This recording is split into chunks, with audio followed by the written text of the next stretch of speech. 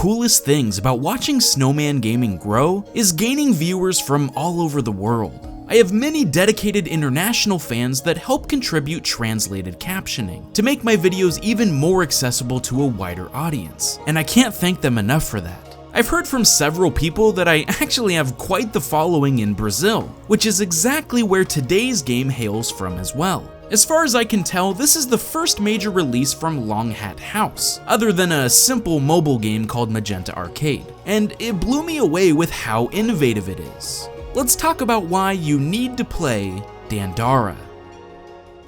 Now, Dandara is a traditional Metroidvania through and through, but the key difference is that in this world there is no gravity. So the only way to get around the massive locales is by jumping from surface to surface, as long as it has a white layer of salt over it. Ground to ceiling, wall to wall, and even rotating circle to rotating circle. Up is down and down is up here. There's essentially no cardinal directions, which can be disorienting at first, but controlling it is relatively easy. I was worried that I wouldn't get the accuracy of movement from a controller like the game recommended me to play with, but it has a rather forgiving lock-on system, where if you're aiming at a certain ledge even semi-closely, it'll automatically launch you to the right place when you press jump. What this leads to is a pretty intuitive system that can be executed really quickly once you get the hang of it. I can only imagine what speedruns will look like. Throughout the game, it'll expand on this core principle by introducing new elements in the environment, like blocks that rotate when you shoot your gun, or these platforms on a track that move from the momentum you create with your bullets. It's already a neat idea for a gimmick, but these switch-ups keep the gameplay fresh from start to finish, and have a super smooth difficulty curve throughout. As I said, the different areas you'll explore are expansive and have a lot of connecting pathways, so it takes a focused mind to search them without getting lost. As most Metroidvanias should, it'll block off certain routes unless you've unlocked specific power-ups, which can help to ease a player into how big the world really is, and present a reasonably linear experience until they're more comfortable with it being opened up. The first major location, the Village of Artists, does a good job of this, although I will say it was the place I got confused the most. The map screen helps to show you doorways you haven't entered yet, which is how I started to scout things out, but it doesn't help when you've already been to a room that has multiple entrances and exits. For example, by looking at the map, I thought I discovered everything in this zone, but it turns out there was another path hidden within that I needed to find. All I'm saying is make sure you explore thoroughly and keep a mental map of where you need to go as well as the physical one.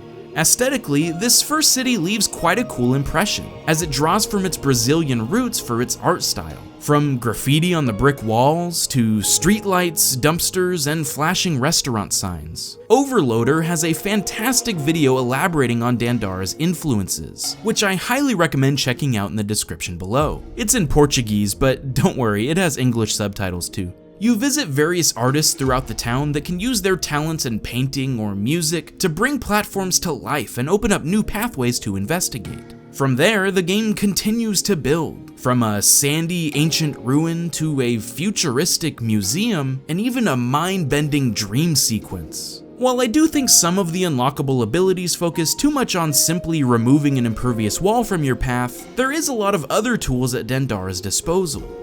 From the start, you're equipped with a charge blaster that can fire energy shots at enemies, but eventually you gain upgrades that can fire missiles, laser beams, and even giant balls of electricity. These more powerful attacks deplete salt energy, so you can't use them forever, but they are a nice alternative to take down stronger foes, since your main shot has to charge up before you can shoot.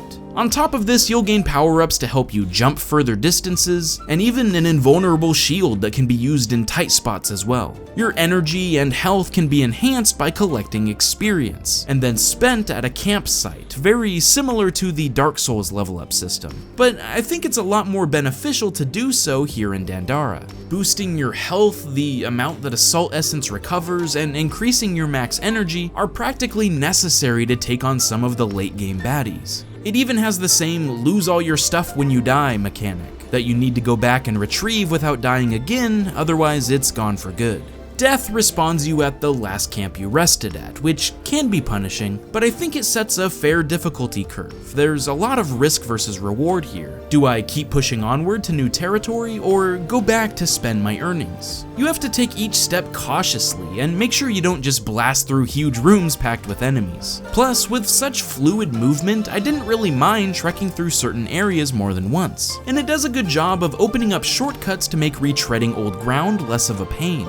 Combat has a large focus in Dandara. These are certainly not empty hallways you're hopping through. Much like the platforming, this increases in difficulty as you progress as well. What I liked is that it combines the challenge of movement with the different attack patterns of the villains you'll face. For example, these barriers shoot balls of energy at you, but you have to avoid the other guys on the ledges you're jumping between as well. Or sometimes you'll have to fend off a horde of attacks, while on these shifting platforms that you're also controlling with your movement.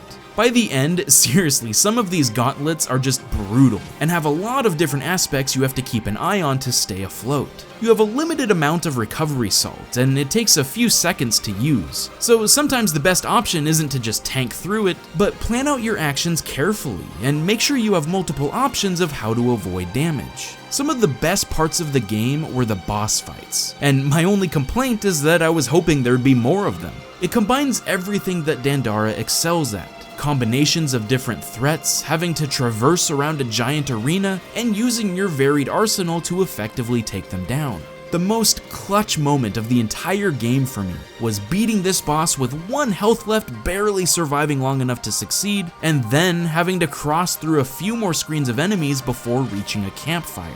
I didn't have any salt essence left, and my heart was pounding the entire time. It was unforgettable. Dandara has several unique and special things up its sleeve, a few that I don't really want to spoil for you. The epiphany I had on entering the last section of the game was definitely something magical.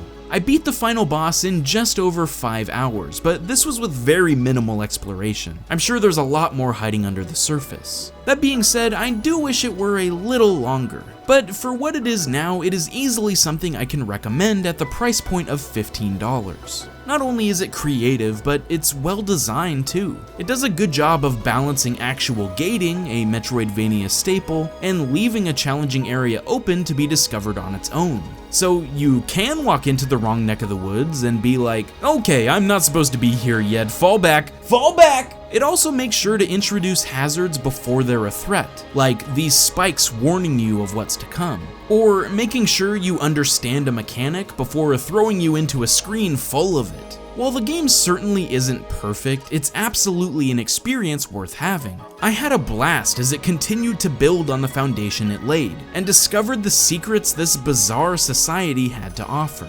I guess what I'm trying to say is you need to play Dandara. Hey guys, thank you so much for watching. If you enjoyed, feel free to subscribe for more analytical content. I wanted to make sure you were aware of our second channel, Snowman Gaming 2, where I'm posting stream highlights, speedruns, and VODs of the newly rebooted Snowcast on Twitch. Make sure to subscribe there as well, and follow me on twitch.tv/snowmangaming so you don't miss a future stream. I'll always post on Twitter before I go live, so that's another great place to see updates from me too. I'll see you guys next time. Stay frosty, my friends.